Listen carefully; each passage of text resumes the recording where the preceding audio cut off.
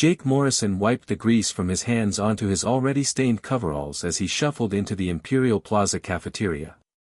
His back ached from 12 hours under starship hulls, and his stomach growled loud enough to echo off the polished marble floors. The plaza was way above his pay grade, but it was the only place open past midnight in the government district. He grabbed a tray of synth protein and recycled vegetables, still expensive, and scanned the massive dining hall. Nearly empty. Most tables were reserved, marked with holographic insignias he didn't recognize. One table in the corner sat alone, unreserved, with a single occupant. A young woman in a wheelchair faced the window, her back to the room. Perfect. Quiet corner, no small talk needed. Mind if I sit? Jake asked, already pulling out a chair. The woman didn't turn, didn't acknowledge him. He shrugged. Thanks. He dug into his meal with the enthusiasm of someone who'd skipped lunch. Between bites, he noticed the woman hadn't touched her food, some fancy dish with actual vegetables, the real kind that cost a month's wages. She stared out at the cityscape, the light towers reflecting in eyes that seemed to look through the glass rather than at it. Not hungry? Jake mumbled through a mouthful. Silence. He swallowed. Yeah, I get it. Long day. Nothing. The woman's hands rested limply in her lap. An expensive neural interface wrapped around her head like a silver crown, lights blinking in patterns Jake didn't understand. Medical tech. High-end stuff. I'm Jake, by the way. I work down at Bay 17. Mechanic. He laughed at himself. Bet you couldn't tell from the smell, right?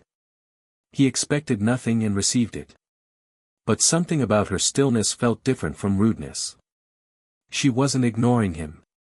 She couldn't respond. Jake set down his fork, really looking at her for the first time. Mid-20s maybe. Auburn hair pulled back simply.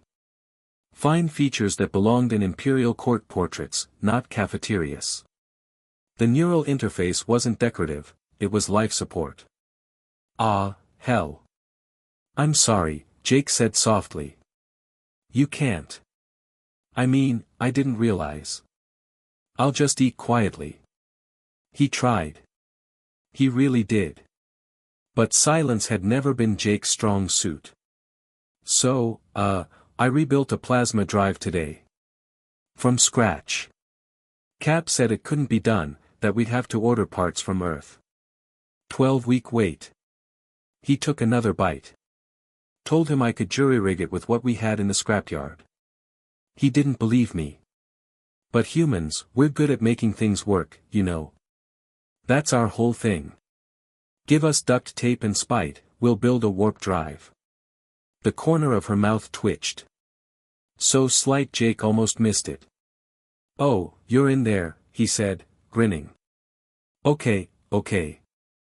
So I'm under this ship, right? And I'm trying to calibrate the magnetic containment field with a wrench and a prayer, when suddenly. He launched into the story, embellishing shamelessly. The Zaltheri supervisor who declared it impossible. The betting pool among the dock workers. The moment the drive hummed to life and proved every alien engineer wrong. Another twitch. Almost a smile. Jake talked through his entire meal. About ships and stars, about the colony worlds he'd never visit, about his sister back on Mars who kept sending him job postings for respectable positions.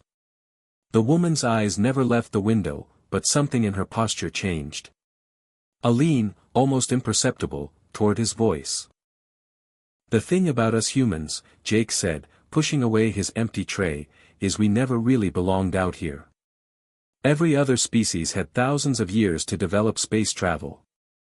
We just kinda stumbled into it. Strapped rockets to our backs and hoped for the best. And now we're everywhere, fixing everyone's ships, because we learned to make impossible things work. He stood, suddenly self-conscious. Anyway, sorry for talking your ear off.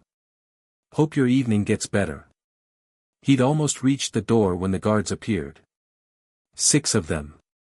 Full armor. Plasma rifles.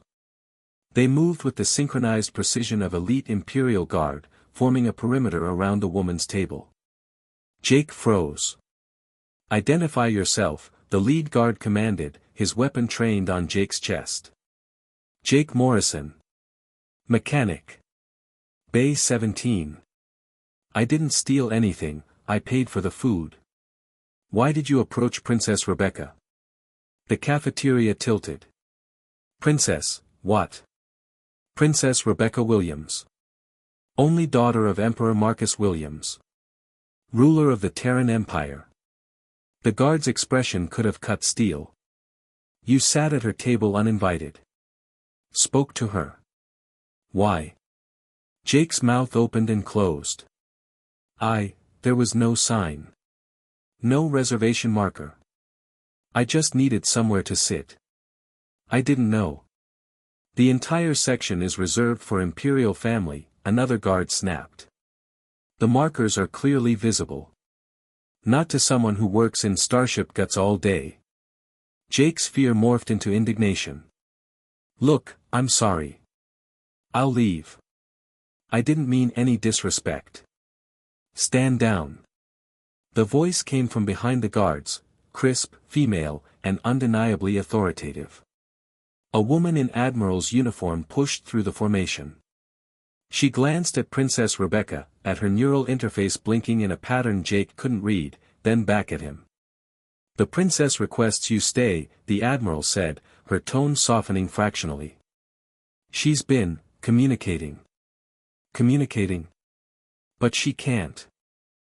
The neural interface reads intention and emotional state. Very few people trigger positive responses. The Admiral studied him with new interest. "She's been isolated since the accident 2 years ago. Most visitors make her anxious." "You made her laugh." "I did." The Admiral gestured to a monitor showing brain activity patterns. Green waves where there had been nothing but flat blue for visitors prior. "You treated her like a person. Not a tragedy. Not a political chess piece. Just, a person who might want to hear a stupid story about a mechanic who didn't know when to shut up." Jake looked at the princess, really looked. Past the expensive equipment, the royal bearing, the paralysis. Just a young woman who'd been sitting alone in an empty cafeteria, staring at stars she might never reach. "I could come back," Jake heard himself say. "Tomorrow night. Tell her about the quantum manifold I'm installing. It's pretty interesting stuff, if you're into that sort of thing." The Admiral smiled. "I think she'd like that." As Jake left, escorted now by guards who'd gone from hostile to merely vigilant, he glanced back once. Princess Rebecca remained facing the window, but her reflection in the glass showed something he hadn't seen before. A smile. Small, fragile, but unmistakably real. And Jake Morrison, poor mechanic from the lower decks, learned what every human knows in their bones: sometimes the most human thing we can do is simply refuse to treat anyone as less than human. Even princesses. Especially princesses who the rest of the galaxy had given up on. Because humanity doesn't do impossible. We do it anyway.